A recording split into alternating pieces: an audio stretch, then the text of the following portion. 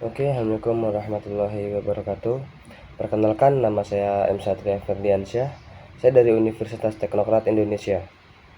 Di sini saya akan menjelaskan tentang multimeter digital, alat pengukuran serbaguna. Multimeter digital adalah perangkat elektronik serbaguna. Alat ini mengukur tegangan, arus, dan resistansi. Hasilnya akan ditampilkan pada layar LCD seperti di gambar tersebut. Dia akan apa yang kita ukur, dia akan menampilkan hasilnya di situ. Bagian-bagian utama multimeter digital. Bagian pertama yaitu untuk layar LCD-nya, yaitu untuk menampilkan hasil pengukuran secara numerik. Dia akan memberikan hasil secara numerik dia.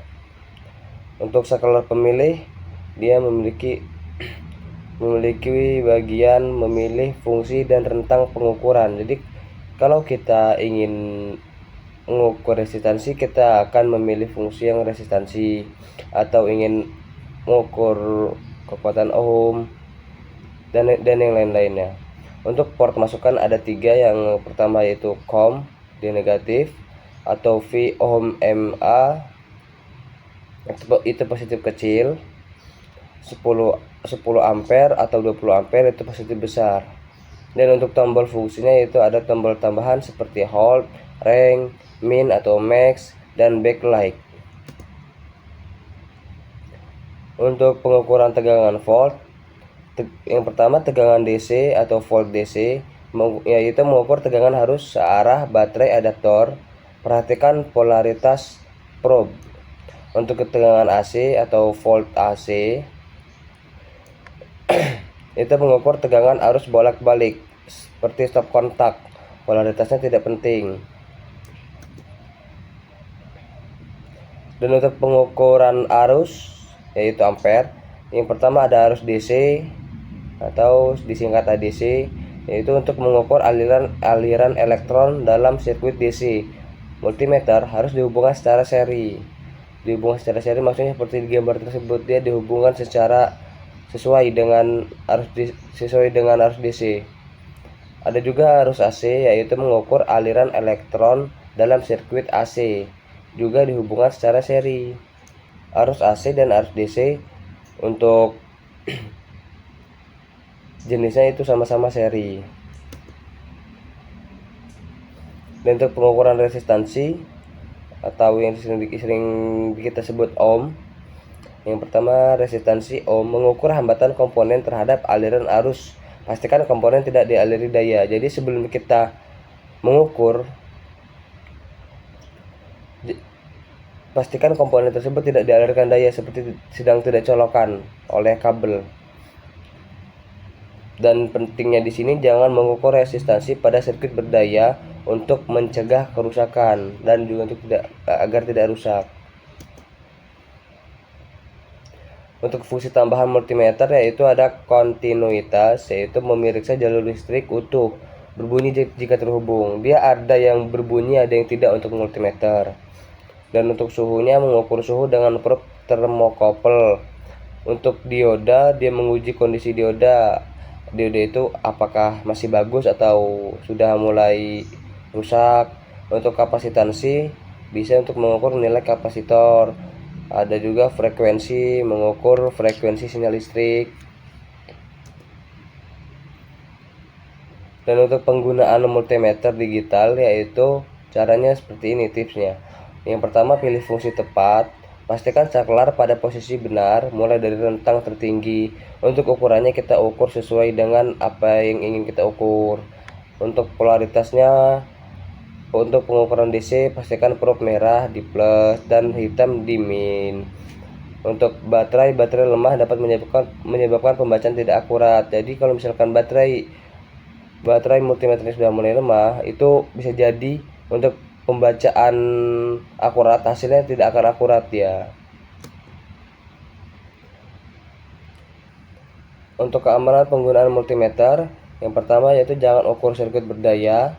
Hindari mengukur resistansi atau kontinuitas pada sirkuit berdaya, dan gunakan port arus benar, yaitu apabila ingin memilih yang arus kecil itu memakai MA, dan Untuk yang besar itu memakai A. Perhatikan batas arusnya.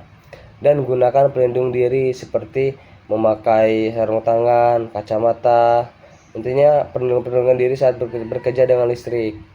Untuk selanjutnya kita akan membahas tentang resistor. Resistor dengan berbagai kode warna dan multimeter digital. Presentasi ini nggak usah dibahas, langsung kita seterusnya.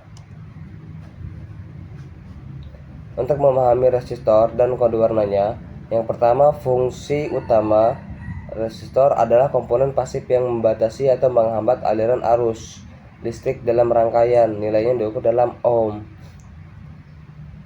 Dan identifikasi nilai resistansi resistor dapat diketahui dengan membaca kode warna yang tercetak pada badannya. Ini contohnya seperti di gambar tersebut, dia ada warna biru, hitam, merah. Dan pita warna resistor umumnya memiliki 4 atau 5 warna, di mana setiap warna menyertakan angka-angkanya. Cara membaca resistor 4 pita warna. Yang pertama, pita pertama itu menunjukkan angka pertama dari nilai resistansi, dan pita kedua itu menunjukkan angka kedua dari nilai resistansi, dan pita ketiga itu pengali atau multiplier, menunjukkan jumlah nol yang ditambahkan atau pergeseran angka, dan pita keempat itu toleransinya. Untuk contoh perhitungan resistor 4 pita yaitu seperti ini. Untuk kode warnanya ada coklat, hitam, merah, dan emas. Coklat itu nilainya 1, hitam 0, merah itu 100 ohm atau 20, dan emas toleransinya itu 5%. Jadi nilai resistor tersebut adalah 10 kali 100 ohm, yaitu 1000 ohm atau 1K ohm dengan toleransi 5%. Ini berarti nilai resistansinya sebenarnya berada dalam rentang 950 sampai 1050 ohm atau 1K 50 ohm. Dan untuk resistor 5 pita warna untuk presisi, yaitu pita 1, pita pertama, pita kedua, dan pita ketiga itu menunjukkan 3 angka pertama dari nilai resistansi, memberikan akurasi lebih tinggi. Dan pita keempat itu untuk pengalinya, dan untuk pita kelima itu toleransinya. Untuk perhitungan contohnya seperti ini.